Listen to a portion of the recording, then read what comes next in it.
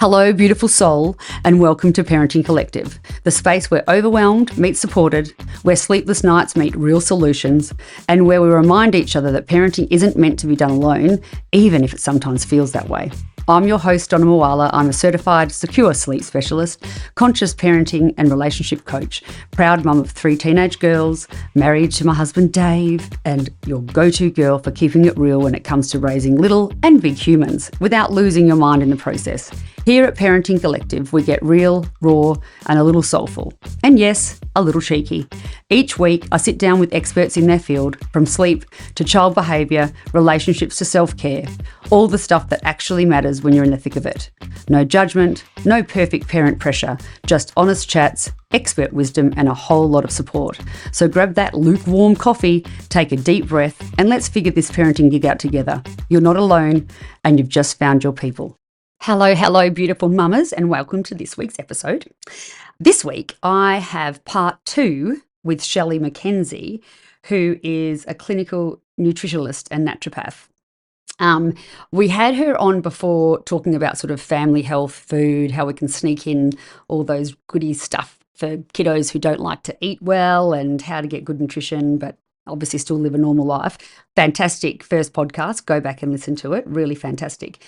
In that, we talked about how Shelley became passionate of becoming a nutritionist and naturopath, and it was her own journey of illness when she was quite young, 24 actually, very, very unwell, and then she was diagnosed with a condition called Hashimoto's, which is an autoimmune disease to do with your thyroid.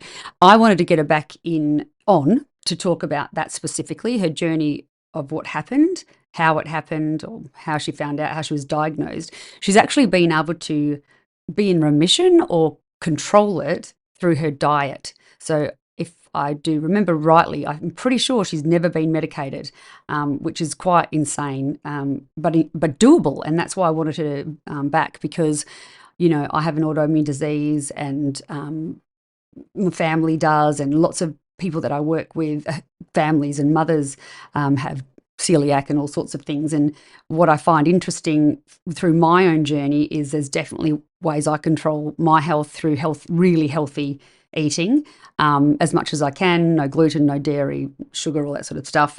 And how when I can be really sick, that when I eat super clean, that my body heals. So it's quite incredible. So we had a really awesome conversation about healthy eating, or eating when your body is fighting an autoimmune disease.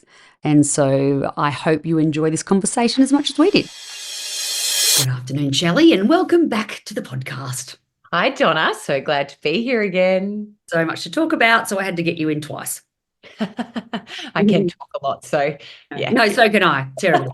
That's what I love. So if you haven't heard our latest episode, I think it was last week or the week before, I think last week even, it was a fantastic journey in regards to nutrition and health and our children and families' health journey with foods and stuff, which is amazing. And we sort of talked a little bit about your health journey and what sort of led you there.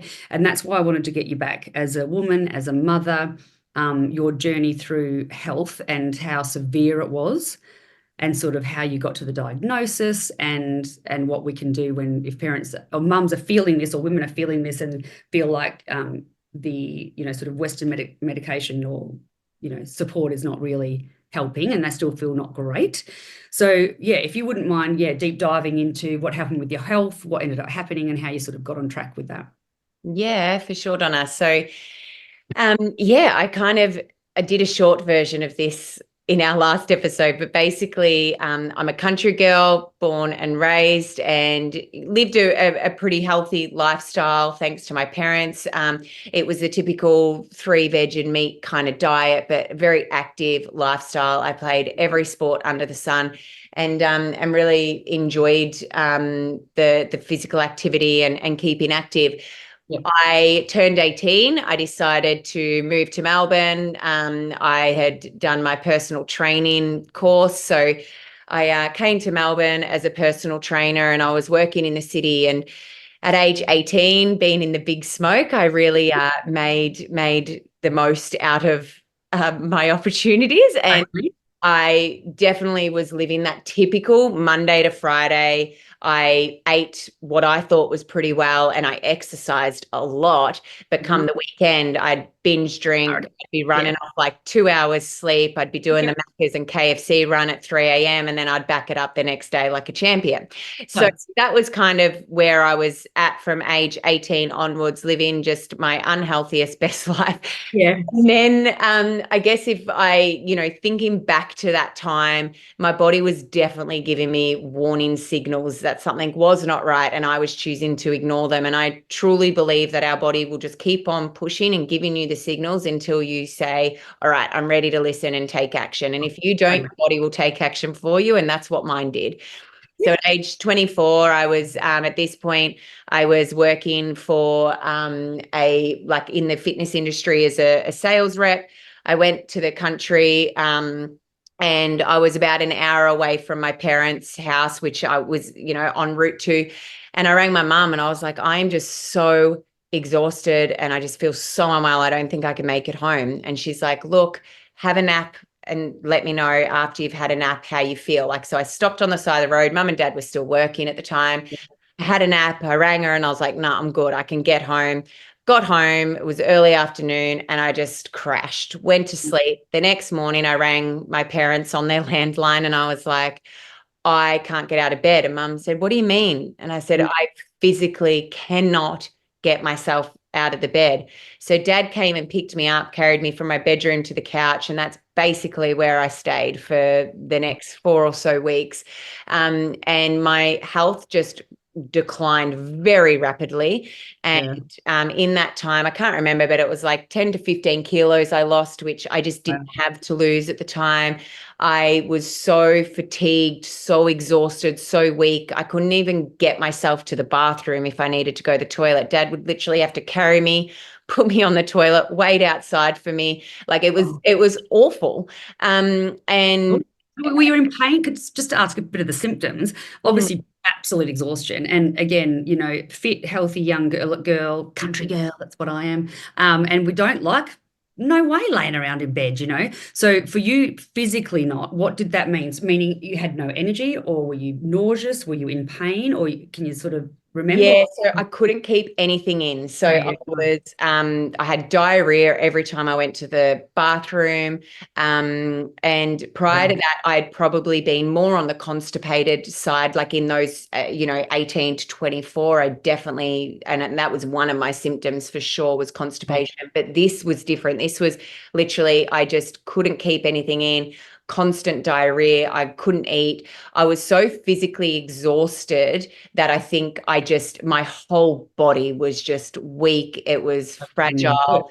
Yeah. I was in a country town, and so obviously limited resources in terms of doctors and things. But the first 1 or 2 weeks I kept going to the doctors, and then I ended up just like gradually getting so sick that doctors had to come to me. And scary too, scary for your family, scary for you. And back in the day, not that you're that old, you're not that old, but 15 years ago. Yeah. That's right. Like things are very different medically, weren't they? Or even this sort of alternative not natural, but naturopathic sort of and herbs and all that sort of stuff wasn't really around, was it? It was around, but it is around, but it was, and that's it. And I ended up being on 24-hour supervision because my diagnosis went from all the way up to she's got bowel cancer and all kinds of things. Terrible. It was a really scary time. And my now husband, who I'd only just started dating at the time, he ended up having to take time off work, and he came between Mum and Dad, who were also still working, and my now husband.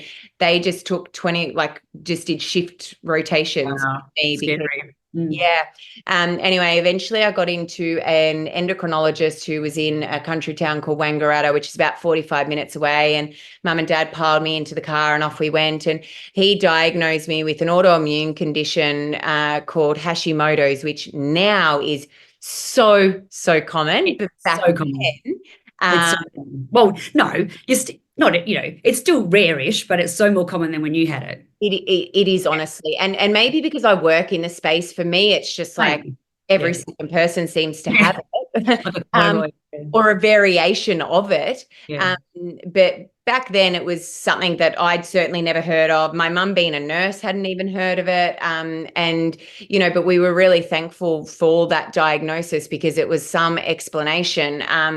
And at the time, I guess, and again, like I had done colonoscopies, multiple blood tests, like you name it, every test that you could do in a country town was performed on me. Yeah, minimal. Anyway, and so I got given this diagnosis, and the endocrinologist at the time, he said, here's some medication and some an ongoing blood pathology slip. And he said, I want you to take this medication every day for the rest of your life. And this will control how you feel. And for anyone who doesn't know what Hashimoto's is, it's the thyroid gland. Essentially, your body sees it as a foreign invader and it attacks your immune system. Now, when we think about the thyroid gland, it's like our control center. So it controls our temperature in our body, so our hot and cold, and how we regulate temperature. It controls our metabolism, and it controls different hormones. So there's a lot that our thyroid does, and it's this tiny little gland that just lives in our like in the base of our throat. Anyway, and so yeah, I just was given this bag of pills and blood pathology to start getting done. At the time, it was every week to see what my thyroid did. And that eventually spread out to monthly, 6 weekly, 6 monthly, 12 monthly. Yeah.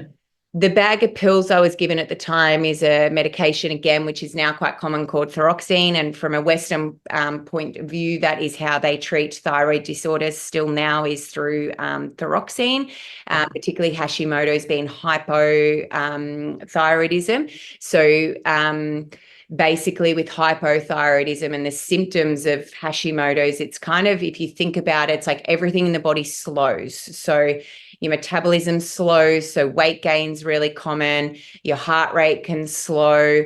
It's often common that you feel fatigued, really sleepy, cold, trouble concentrating, depression, anxiety. You can get irregular periods or heavy periods, weight gain, anemia. They're kind of the symptoms.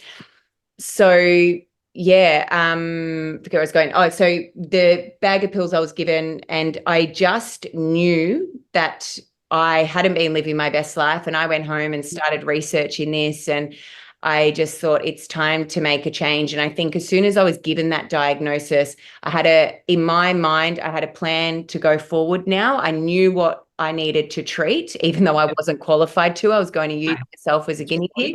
Yeah. And I started experimenting with my own health. My now husband and I were heading over to India at the time, and we were riding a motorcycle down the coastline of India only 6 weeks later. And obviously I was advised not to go. But I just thought this is a great opportunity for me to go and start to put Ayurvedic medicine, which is the Indian traditional Indian medicine, to practice, because it's very like gut healing, anti-inflammatory. So food related as well. Sorry to interrupt. Is that food Ayurvedic? Ayurvedic, yep. It's a type of way of eating too, isn't it? It is, yeah. So and it is very much all about like the slow cooked, gentle on the gut, lots of fruits and veggies, but it's all kind of, well, not so much fruits, veggies, but it's all cooked. They use lots of herbs. Herbs and very healing. Yeah. And so I thought this is a great opportunity to go. And, we had no plans on our bike. We could, if I was feeling too weak or fatigued to keep moving forward, we'd just stay wherever we were. Like, it was pretty cruisy. So that's what we did. And I played around with my diet. So I went vegetarian initially. I started with the Ayurvedic principles, so just lots of like herbs and spices and things when we were in India. And I started feeling really good. And not medicated, did you? You didn't? Not medicated. Yeah. No, I took the bag of pills with me, and I had them there at all times just in case I needed them. But I didn't need medication. And the doctor had given me a blood slip to take to India and get done when I was in India. But we pulled up to a hospital, and I said to my husband, I'm not going in here. No, definitely not. Yeah. So that kind of was where we started. So we did that holiday, 6 weeks, best time of our life. I got through it. I felt quite well. And I continued on a vegan diet for the next 6 months. I had given up alcohol, so I went off alcohol for 2 years. I went off gluten because I had researched and gluten was a direct attacker of the thyroid. I had gone off sugar and dairy just purely for inflammation purposes. And again, like I'll get to the point where I explain that not everyone needs to do this. This was a very drastic. But it works, you know. And this is what I've had to do. I'm still stuck in the kind of having to eat like that, but that's how I've healed my body too, through an autoimmune. But the thing is, like, I had a change of medication yesterday and it has nothing in it, but I had a flare up. And so, you know, I'm not properly healed yet, but that's where I want to get to, a different type of symptoms, is that yours was drastic, you know, really severe, and you were able to use food and nutrition to heal yourself. So keep going. Yeah, exactly right. And this is like, I think as well, in the Western world, we're given our medication and it's great. I always say, though, it is like a Band-Aid fix, and it is needed sometimes. And to be honest, like I probably should have taken it. Like it was probably a bit. You were young and carefree. Woohoo. Yeah. Like, why not? And so, but the thing is with the medication as well, it doesn't need to be long-term. So you can go on it and get back to feeling somewhat okay. So then you can tackle the nutrition part. Because with autoimmune as well, women particularly, it's most common in women, particularly Hashimoto's, but you can get to a point where you feel so unwell that it is hard to then turn around in the kitchen and start cooking yourself a beautiful meal to heal yourself. So this is where the medication can come in. But I was young, I didn't have kids. It was just me and my partner, and we could just do our thing, you know. So I did so I took the drastic measure. For me, all of my friendships, or many of my friendships in Melbourne, had been based around alcohol. So I really needed a strong goal so I could get rid of the alcohol out of my life, because I knew I just needed to go off it. And so I started bodybuilding and training to become a bodybuilder. Wow. Why not? Wild. Again, just being in the fitness industry, it kind of just resonated with me. But it was great because I could say, when friends would say to me, "Why aren't you drinking?" I could say, "Oh, I'm competing." And I did for 2 years. I competed in the space of bodybuilding in the fitness model category. But then that cascaded to a whole other host of issues. And this is the thing, I think, when we think about diet. So I was vegan for a while. I felt great. I hit the 6-month mark. And honestly, I just started plateauing. I was feeling fatigued. I was going back. I was constipated again. And it was because my iron was so low. And you know, and at this point I hadn't studied any nutritional medicine yet. And I then needed to shift gears. So then I went paleo, which is complete opposite, where you're eating all the meats, and felt good on that for a period of time too. But then I got to a point where it was too much meat and I felt awful. So, you know, I played around with every diet that you could. And this kind of really led me, because at this point I'm still unmedicated. And to this day, I've never taken that medication that I was given, and we're 17 years on. And you know, this led me into studying my first degree, which was nutritional medicine, because as I started to hit these roadblocks, like I did the vegan for 6 months and then felt so fatigued and I was going back, and then I did the paleo and hit another roadblock, and I just was like, I need to be able to understand how I need to eat if I want to stay off this medication long term. So I studied nutritional medicine first, and then naturopathy, so I could pair my degree and kind of learn. And I guess now I've really found this middle ground, and I've obviously learned a lot over time. And what I now understand is you can go into remission with many autoimmune, but you will always have it. And you said before, with the flare up of just the change of the medication, there's certain things that will always flare up an autoimmune. But I think once you understand your body and what is your main trigger, it's a lot easier to get on top of it before it becomes, you know, a rock bottom point again. And different, I guess, triggers for autoimmune, specifically Hashimoto's, but many autoimmune conditions in women, is hormonal changes, whether that be puberty, pregnancy, postpartum, or menopause. And many of my clients come out in postpartum or perimenopause with these kind of symptoms, which can mimic general postpartum or menopausal symptoms as well. So it's kind of missed a bit, isn't it? And then just treat for all symptoms the time. The other thing, interesting, but sadly, a good friend of ours was diagnosed with Graves. Mm-hmm. So had that all monitored, but then in the last month has now got cancer, has had to have it cut out, right? And it's awful. And, I'm sure she'll start, having to figure out all the ways of living with food and that. But this is what happens is yours was so severe and you were younger, which is great. But what happens as we get older, the symptoms are maybe not as severe as yours, so they keep pushing through, but then something really bad ends up happening. And my question is, can people have like grumbling or like, I know that if you've got an autoimmune predisposition, it's always going to be there, but could people be feeling crap and have some of those symptoms but not as severe, go get their bloods done with their thyroid and it still come back okay? Yeah. So this is where your blood pathology tells us a lot. Yes. And from a naturopathic point of view, we study it and we work off blood pathology paired with your symptoms. And again, your friend, like it's so sad that it got to that point.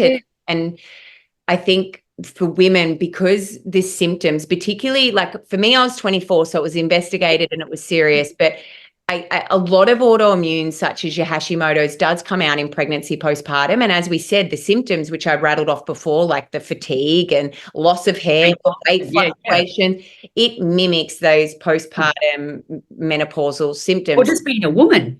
I remember once, I was so sick for that 12 years and so many doctors I loved, are you sure it's not anxiety? Wanted to punch him in the face. Or, like you're tired, got small kids. And this is why I want to talk about it, because it's not the norm. Like it's common that you're going to be a bit tired, but what happens is a lot of doctors and stuff, if they can't actually pinpoint it like in the bloods, but you're still suffering, will stop right there and use something else like, whereas what it sounds like you're doing is, we'll look at the bloods, but you still got symptoms. So let's try and have those symptoms rather than fixing the problem. Yeah, and this is where, like the blood pathology, when you go to a GP, they will test your TSH. And remembering as well, there's time and place for all medicine. Totally. GPs are general practitioners, so they specialize in a little bit of a lot of things, so they know a little bit about a lot of different things. They're a general practitioner for general health. Yeah. They test your TSH. Now, the TSH is your thyroid stimulating hormone. This is essentially how your brain communicates with your thyroid to release hormones. Yeah. Now, the TSH reference range on a blood pathology from a GP from memory is 1 to 4. It's quite a large reference range, and most women will sit in that range or maybe just under, but it won't, or it might even be 0.5 actually to 4. So it's a very large reference range. Now, from a naturopathic point of view, non-pregnant, we like to see you 1 to 2. Pregnant, we can push up to 2.5 to 3 for your TSH, but our reference range is shorter. Now, what happens when you go to a GP, get your TSH performed or tested, they will say it's within range. Now, because it's not actually your thyroid hormones, it's how your brain communicates with your thyroid, it doesn't give us an accurate reading as to how your thyroid is performing. And so what we really need to see is TSH with T3, T4, which are our thyroid hormones. Okay. Now, again, T3 and T4 often aren't tested unless the TSH comes back in balance. That's right, yeah. You really need to be your own advocate, unfortunately, with this one. But one way, and if you're listening to this and have been trying to push for yourself for many years, which is not uncommon, unfortunately, you can hop on iScreen. And Donna, I can send you the link for this. iScreen is a platform which we use often as naturopaths to test from. So essentially you get on there, you purchase your thyroid test. From memory, it's about $70, so not far off what you'd pay for a GP consult anyway. You get the blood pathology slip emailed straight to you, and you take that to a blood pathology. So it kind of avoids the GP, but you're able to get what tests you want. Awesome. Yeah, totally. So then going back to your initial question of can you have like a grumbling thyroid, for example, the answer is yes. So we've just talked about your TSH, T3, T4. That shows us what is happening with your thyroid right now. Yeah. The grumbling part is your antibodies. So then there's two tests, thyroid antibodies. Well, there's one test, thyroid antibodies, which tests two different antibodies. Now, these can be bubbling away under the surface for up to 10 years before your TSH, T3, T4 become reflective of it. Feeling crap, isn't it? Which is what happened to me. It was literally 11 years.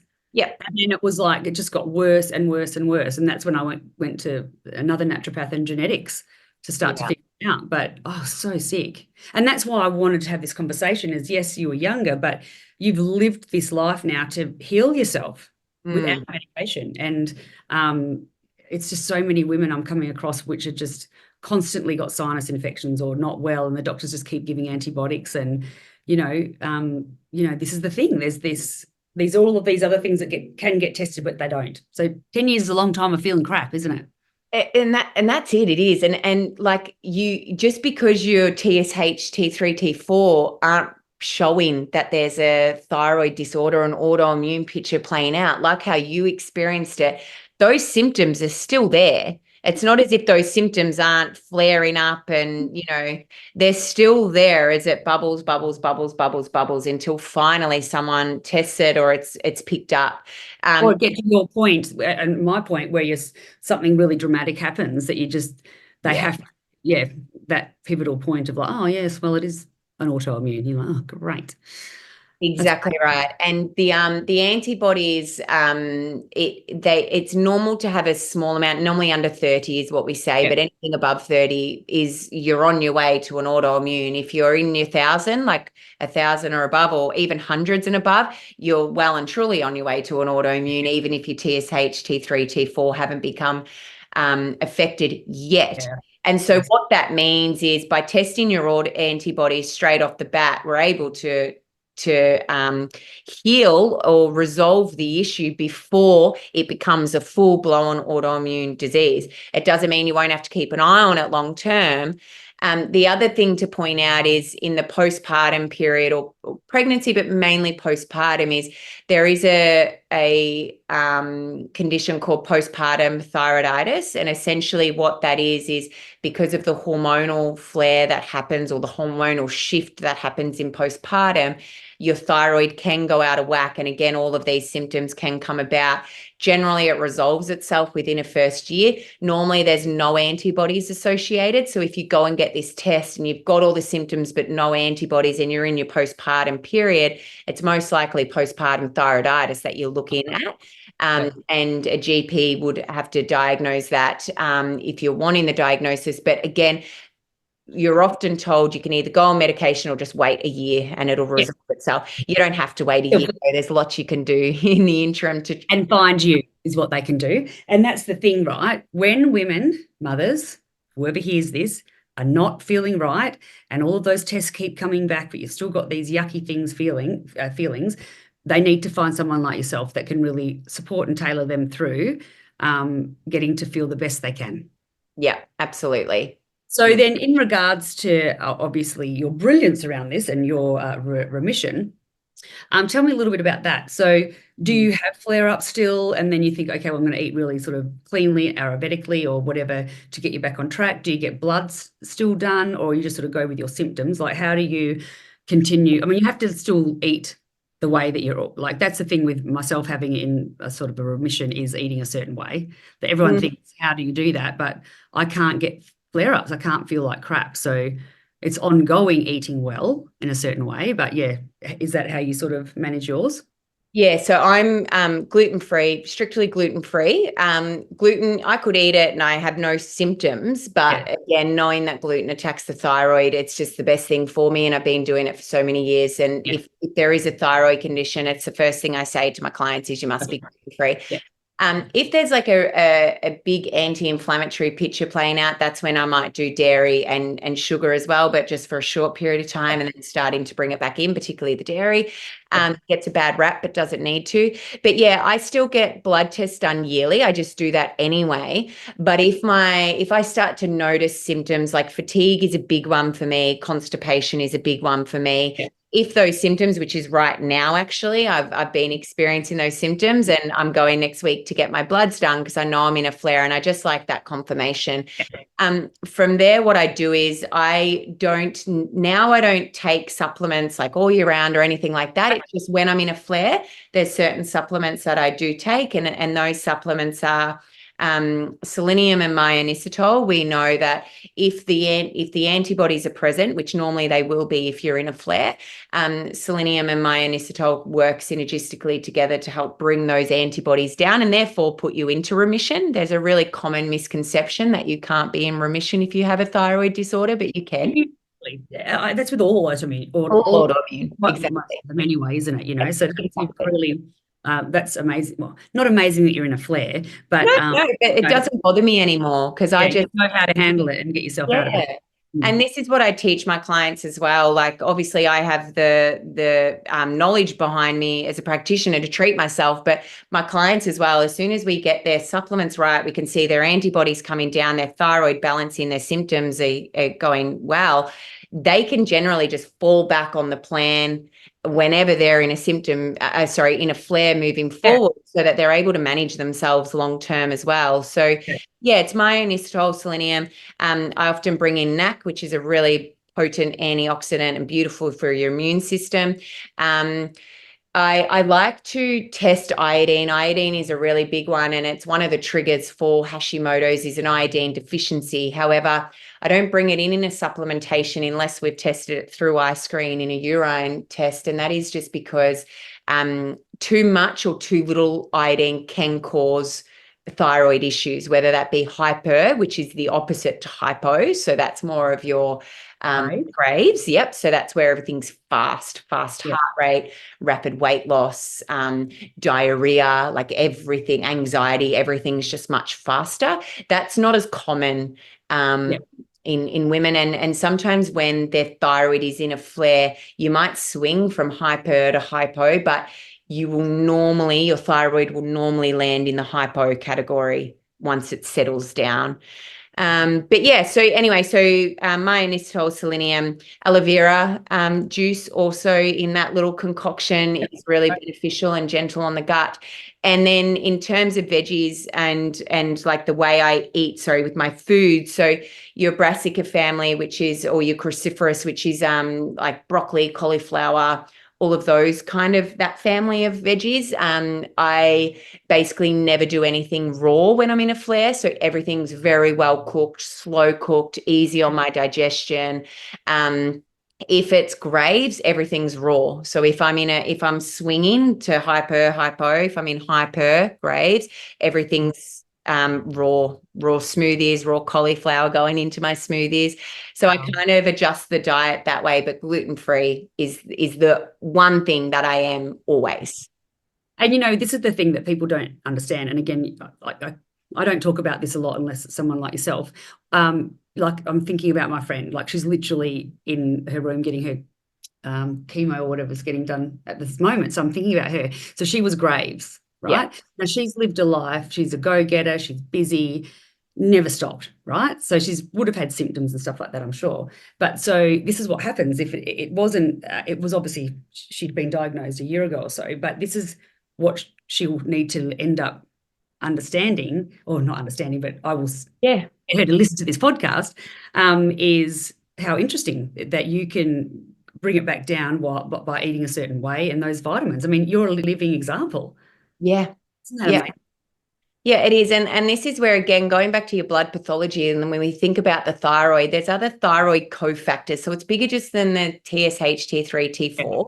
When we think about nutrients, in order for our thyroid to be able to perform effectively, we need to have adequate amounts of iodine. We need to have adequate amounts of iron. Like, so many women are anemic or low iron. And sometimes all we need to do is boost up those nutrients. B12 is another one. If we can boost up the nutrients, then that's also going to support your thyroid to be able to function correctly. So this is where the diet comes in, supplements come in, and just making sure that you've got a plan moving forward. And as I said, if you're on medication, and I do this all the time where women are already on their medication, but we're working towards them coming off their medication under the guidance of their GP, because I can't do that, obviously. But as their levels start to regulate, there's no need for the medication anymore. Totally. And so, yeah, it's just, and it might take a year or so to kind of wrap your head around it, but it's pretty smooth sailing from then on in, like besides the gluten-free, I live a completely normal life. Outside of that, I drink alcohol, I eat sugar, dairy, I actually eat everything except for gluten. Right. But when you have a flare up, do you cut the alcohol, sugar and all that sort of stuff until you? No. People love to hear that. They're going to love you even more. Great. Yeah, no, not unless, as I said, like if my inflammation's off the charts, then I might.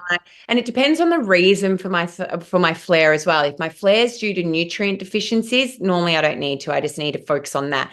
If my flare's due to stress, then yeah, like sugar and alcohol and things are not going to be my friend. And so for a period of time, I will come off those. Well, they are. That's the problem. Like when we're stressed, we want some sugar and alcohol, don't we? But I know, right?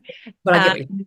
But yeah, that's kind of like, so I guess it depends on what's causing the flare. Okay. Gut dysbiosis is another really big one, or like leaky gut is another really big one for autoimmune. So again, if that is the picture playing out, or if it's a hormonal shift and alcohol's, triggering those hormones, then maybe. But it's normally always short term, because I want you to live your best life. Yes. Without the restriction. Yeah. That's why I think you're amazing. You give us all of this and a little bit of that, so we can still have a normal life. Well, thank you so much for being a guest again. I really enjoyed it, and if again put all the everything in the show links, how people can work with you. Go and listen to part 1 because it was amazing too. But yeah, thank you. I'm so glad that I was able to have you as my guest and watch what you've been doing with the world with nutrition and health. It's amazing. Love being here, Donna. Thanks for having me. It's awesome. Take care. All right. See ya. So if you enjoyed this episode, be sure to leave me a rating and review. I love reading all of your messages, so shoot me a DM over on Instagram. It is parentingcollective.au. I also offer a free 15-minute no obligation phone chat. If you'd like to book one, head over to my website, www.parentingcollective.com.au, and request one there. So try to remember to be kind to yourself and always know you're doing the best you can every day, no matter what your day is looking like. Until next time, much love.